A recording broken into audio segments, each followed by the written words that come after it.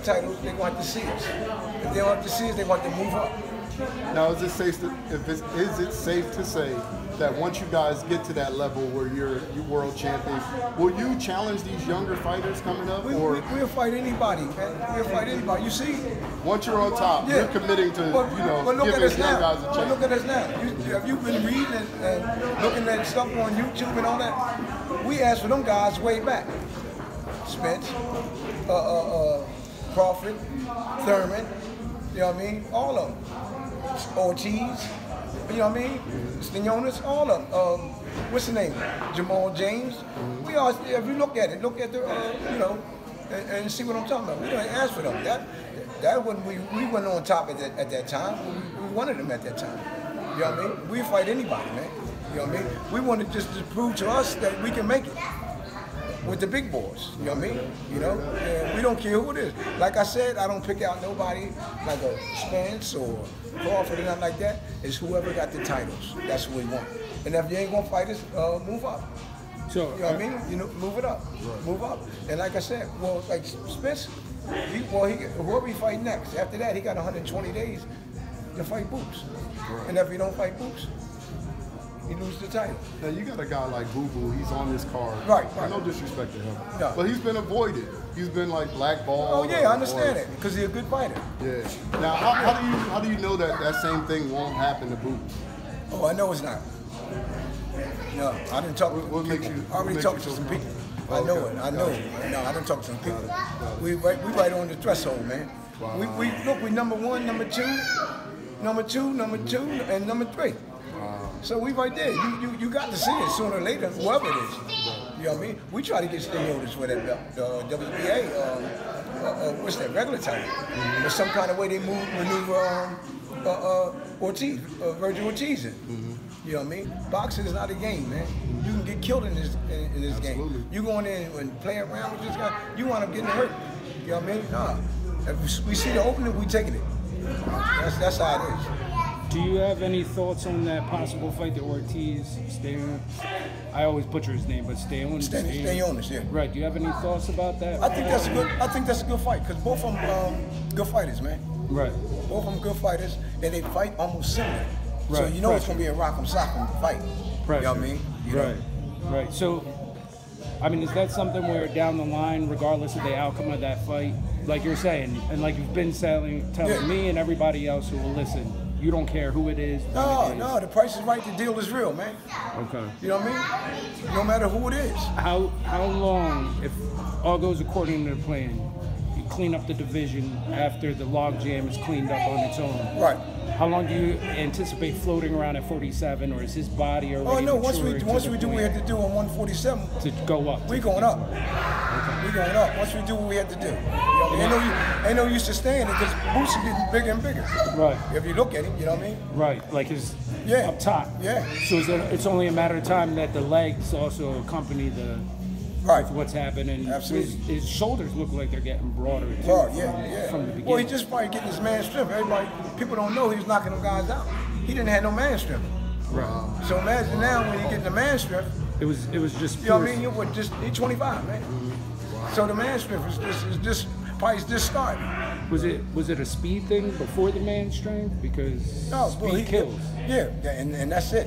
And that's how we always explain that to him. The speed kills.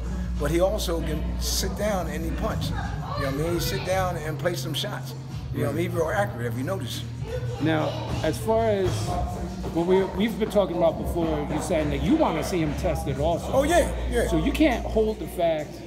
A lot of fans like to do that. It's like, well, we haven't seen him tested yet, and they're aching to see that. They all say that, but they don't realize that you yourself are also really wanting to see just how many gears your son has. Yeah, but not only that, you already know that we've been trying to get all of them.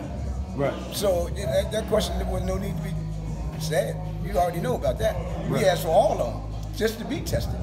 Right. You know what I mean? See, do we belong with the big boys? You know? Right. Yeah. Go ahead.